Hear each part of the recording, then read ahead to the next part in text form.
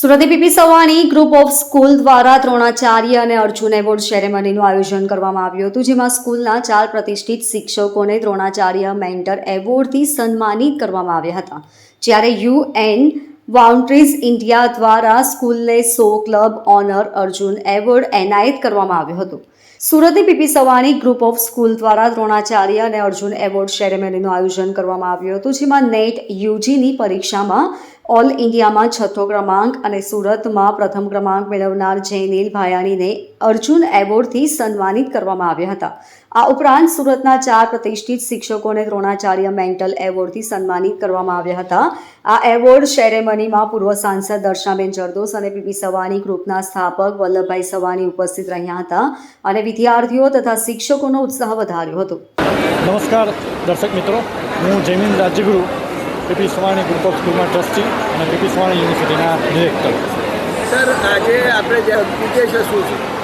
જૈનિલ છે એ all India rank 6 અને એ પણ જનરલ કેટેગરીમાં, એટલે આ આખા ભારત વર્ષમાં નંબર 6 લાવવો એ પણ 22 લાખ વિદ્યાર્થીઓ જ્યારે પરીક્ષા આપી રહ્યા હોય ત્યારે આ નંબર લાવવો એ એક ખૂબ જ મોટું એચિવમેન્ટ છે. ને એ મોટું એચિવમેન્ટને અમે લોકો અભિનંદન આપવા માટે આજે આ કાર્યક્રમ રાખ્યો છે અને બીજા વિદ્યાર્થીઓમાંથી પ્રોત્સાહન લે અને આવનાર સમયમાં અમે લોકો એવું એમ રાખી રહ્યા છે કે જેમાં અમારો ઓલ ઇન્ડિયા રેન્ક પહેલો, બીજો, ત્રીજો કે આનાથી પણ બેટર આવે એ માટેના અમારા પ્રયત્નો છે અને છોકરાઓને પ્રોત્સાહન મળે એ માટે આ કાર્યક્રમ જેનિલનો રાખવામાં આવ્યો છે કે જે ઓલ ઇન્ડિયા રેન્ક 6થો તો છે અને ગુજરાતમાં તો પહેલો છે જ છે.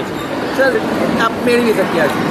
આ તો જેન્યુઅલ છે, એક એચિવમેન્ટ તો છે જ તે, પણ સાથે સાથે અમારે સંસ્થામાં ઓલરાઉન્ડ ડેવલપમેન્ટ એટલે કે કો કરિક્યુલર એક્ટિવિટીઝ અને સાથે સાથે સ્પોર્ટ્સ અને એજ્યુકેશન આ ત્રણેયનું સમન્વય દ્વારા સર્વાંગી વિકાસના માટે અમારા અથાગ પ્રયત્નો હોય છે.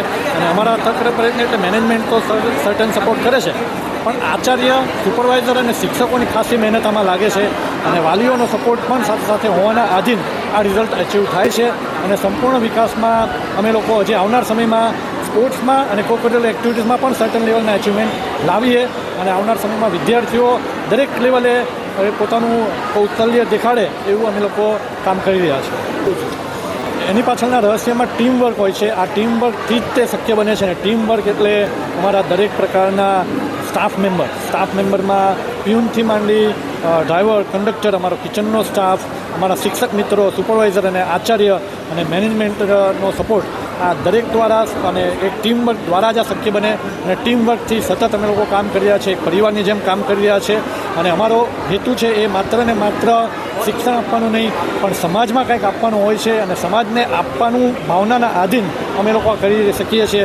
સમાજને રિટર્ન આપવાની ભાવના હોય તો આ શક્ય બને અને એ અમારો ટીમનો સહિયારો પ્રયત્ન છે અને સહિયારા પ્રયત્ન દ્વારા શક્ય બને છે.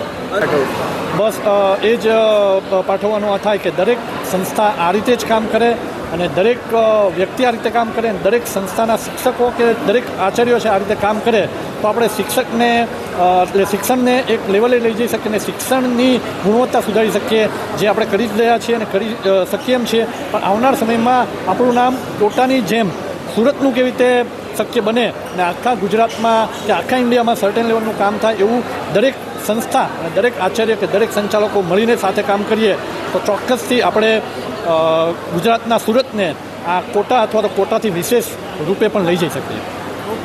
મારું નામ જૈનિલ ભાયાણી છે. હું પીપી સવાણી સ્કૂલમાં જુનિયર કેજીથી ભણું છું અને મેં મારું 9th 10th ફાઉન્ડેશન અને 11th 12th PP Savani CFE સુરતમાંથી કમ્પ્લીટ કર્યું છે. જેની આજે જ્યારે તારું છેલ્લા 5 દિવસથી સન્માન થઈ રહ્યું છે, કેવી લાગણી અનુભવો છો આ 6થો નંબર આવ્યા પછી? મને બહુ ગર્વ પણ મહેસૂસ થાય છે. હું બહુ ખુશ છું અને બહુ એક્સાઇટેડ પણ છું. મારા માતા પિતા પણ ખૂબ પ્રસન્ન થયેલા છે મારા રિઝલ્ટથી અને હું ક્રેડિટ ઓબ્વિયસલી મારા ટીચર્સને દેવા માંગીશ અને હું બહુ હેપી પણ છું કે મારું એટલું સારું રિઝલ્ટ આવ્યું છે. કયા પ્રકારનું એજ્યુકેશન અહીંયા તમને મળતું જેને કારણે આટલું સારું રિઝલ્ટ આપ મેળવી શક્યા? જે CFEમાં સ્ટાફ છે એ કોટાથી સ્પેશિયલ સ્ટાફ છે જેને આ ફિલ્ડમાં ઘણા વર્ષોથી કામ કરેલું છે. એમની એડવાઇસ અને એમની ગાઈડન્સના થ્રુ જ મારે એટલું સારું રિઝલ્ટ આવેલું છે. આપ તમારા જેવા જે વિદ્યાર્થીઓ છે જે થોડા માર્ક્સ માટે રહી ગયા છે એને આપ શું શીખ આપવા માંગશો?